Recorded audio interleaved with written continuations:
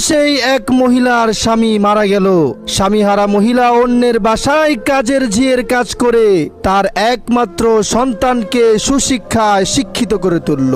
সন্তান সুশিক্ষায় শিক্ষিত হয়ে অনেক বড় একটা প্রাইভেট কোম্পানিতে চাকরি করে।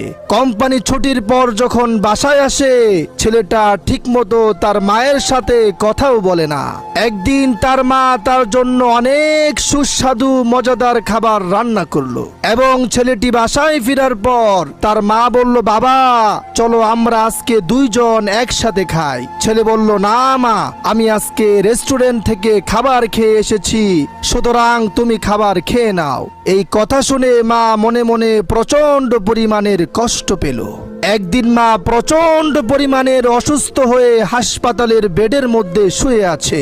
এমন সময় বাসার কাজের মেয়ে সেই ছেলেটিকে ফোন করে বলল, ভাইজান আপনার মা প্রচন্ড পরিমাণে অসুস্থ হয়ে হাসপাতালে ভর্তি আছে, সুতরাং আপনি তাড়াতাড়ি করে বাড়িতে চলে আসুন। তখন সেই ছেলেটা বলল, আমি একটা গুরুত্বপূর্ণ মিটিংয়ে আছি, সুতরাং কিছুক্ষণ পরে আমি মায়ের কাছে যাব, এখন ফোনটা রেখে দাও। কিছুক্ষণ পরে একটা ফোন আসলো, আপনার মা এই দুনিয়ার মায়া ত্যাগ করে সারা জীবনের মতো চলে গেছে, দ্রুত করে আপনার মাকে দেখার জন্য হাসপাতালে চলে আসুন।